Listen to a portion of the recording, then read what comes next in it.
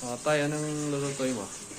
Magluluto tayo ng tinolang itlog. Tinolang itlog? Oo, ito yung Pwede mga pala yun. Budget ano to eh. Budget meal yan. Budget meal. Ayan ang mga sangkap niyan. Mga sangkap nito, papaya, Oo. luya, sibuyas, at 3 bawang lang. Tsaka parang normal din ng tinolang manok. Normal na tinolang manok. Oo. Ano to, yung dahon ng sili yan, no? Dahon ng sili, Sige, pakita mo nga kami.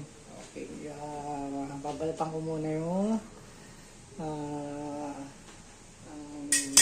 papaya.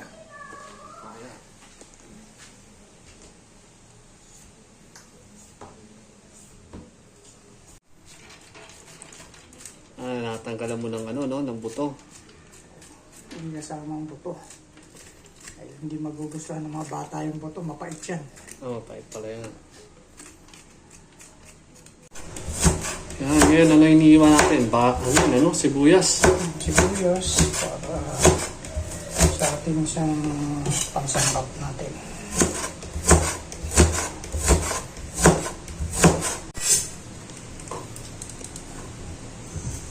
Ilang bawang yung nilagay mo dyan? Tinansya ko lang, tatlong pinaka. 3.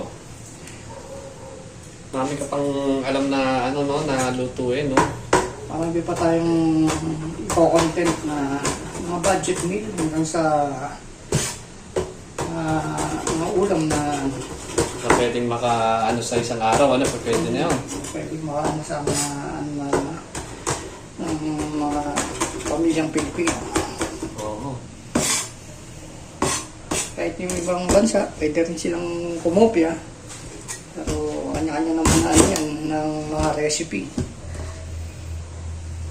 Yan naman luya, no? Luya to, luya.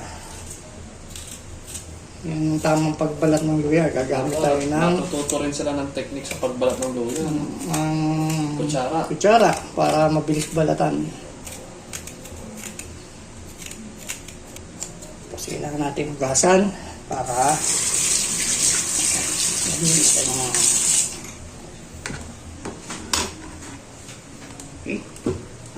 Next natin ay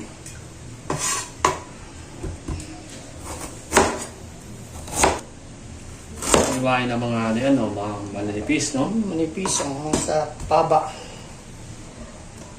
Ako sa mga nagkukulinary, ang tawag yata dyan, Julian. Ewan ko kung tama ba ako. I-comment nyo na lang mga kaibigan kung tama ba kami dito. Kasama natin si Chef Mechanic. No? Ang chef na mekaniko. Nahihiya pa siya mag-face reveal. Sa susunod na siguro. Kaya kailangan mag-subscribe kayo baka sakali.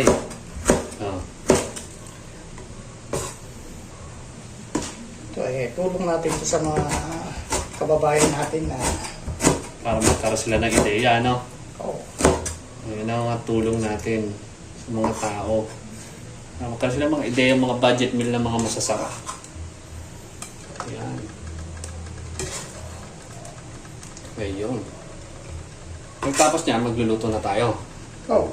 Luluto na tayo. Igigisa na natin yan. Okay. Igigisa na natin. So, tingnan natin ang susunod na video. Gisahan time na. Ayan. Nakahanda na ho yung mga kailangan. Itong dahon ng sili. Ang bawang, luya, sibuyas, tapos isang chicken cubes at saka isang papaya. Ayan. Antayin natin yung luto time naman. Luto time na.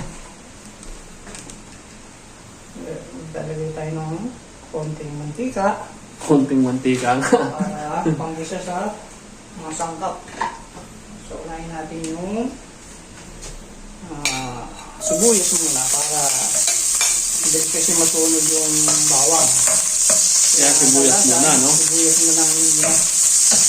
Okay. Then, sunod natin yung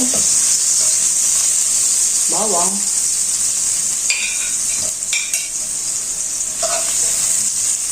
So, ako, ginagawa ko kasi pag maraming luya, kalahating luya mo nang ilalagay ko. Kalahati lang muna. Yung pinakahuli na yung pinakahuli na luya, Yun ang inaano ko. Yun ang pinaka-technique ko para pampatanggal din ng lansa. Mm-hmm.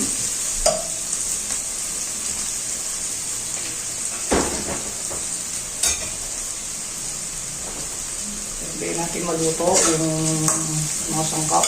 Bago natin ilagay yung tubig natin pangsabaw.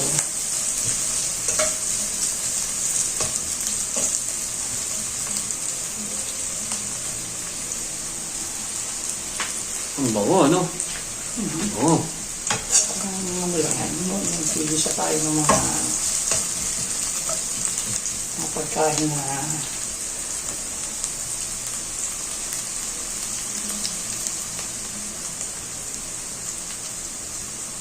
then, sinunod natin yung papaya para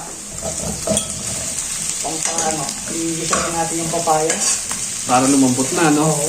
Kasi medyo hard yung ano yun. Masyado siyang matigas para ano.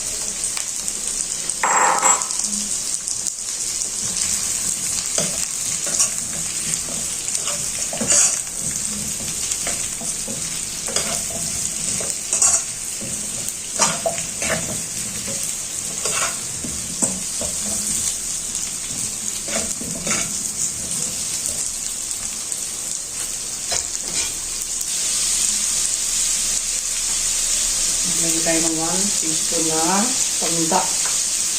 1 teaspoon na paminta.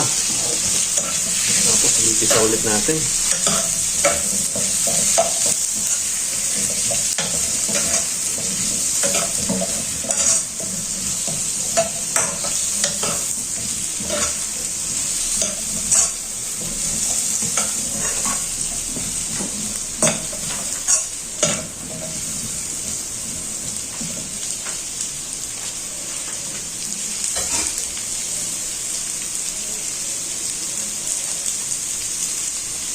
Then, add na natin yung isang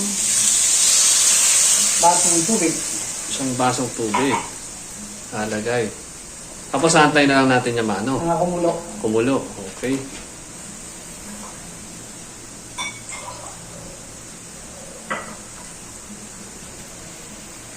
Then, sunod natin yung chicken broth cube. Chicken broth cubes no kasabay sa pagpapakulo sa... Para pampatagdag na rin ng lasa. Oo. Didikit din siguro ang lasa niyan sa ano, no? Sa sayo. Ay, sa papaya. Oo. Kasi sila sabay na siya sa kulo. Ito na yan. Ay, ayun, oh, tinola na ang itsura. Tinola na yan. Tinola na nga ang itsura, oh. Pero di ba pag tinola, dapat mas masarap pag maraming sabaw, no? Oo, mas masarap yun.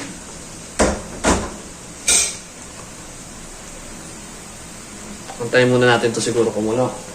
Hintay lang natin kumulo hanggang sa lumambot yung... Mga ilang minuto kaya yan, no? Hanggang sa lumambot lang. Hanggang sa lumambot. 5 5 minutes. minutes.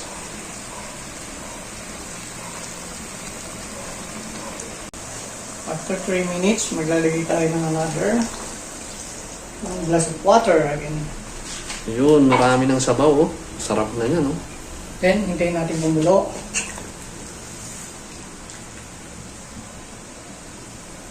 Lagyan natin yung last part ng kalahati ng luya na hindi ginisa para mas lumasa yung ano ng luya tsaka yung aroma niya.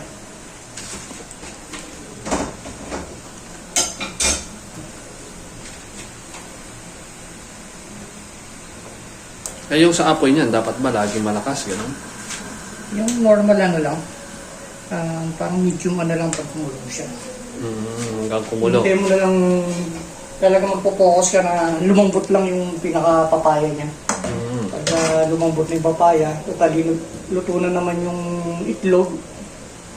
Kahit sa uli na itlog, tsaka yung dahon ng sili. Okay.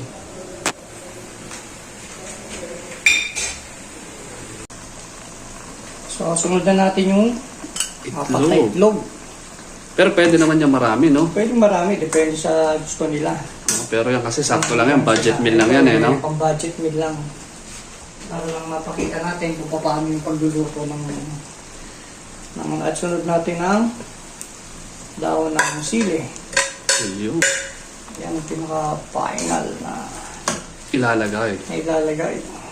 Konting ano lang yan. Konting pakulo na lang. At mag-add tayo ng konting Patis. patis. Depende sa inyong panlasa. Pwede rin asin. Pwede rin patis. Pero mas masarap ang patis kaysa doon sa asin. Oo, kasi mas may ano to eh. May lasa. Mas may lasa to sa ano. Kasi ito yung mga nilalagay din sa mga nilaga. Oo. Yan ang mga pang-ano nila. Pang-alat talaga nila. Siguro sa susunod, pakita natin sa akin paano magluto ng nilaga. Sa susunod naman, Oo. marami pa tayong i-condense sa nila ng mga easy lutuin. Oo, easy A budget lutuin, meal. na budget meal. So, ayun, bango na. Konti na lang, pakukuloyin lang natin ng konti. Then, ready na. Ready na.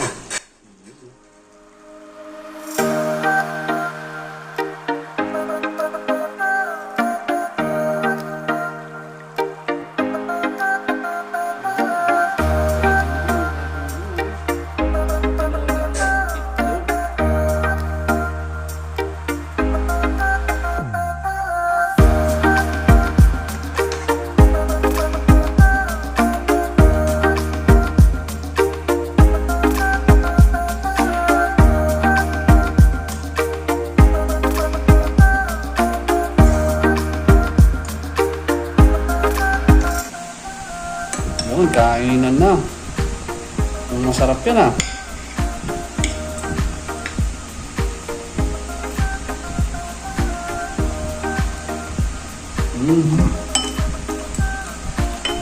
Tinolang-tinola na, no?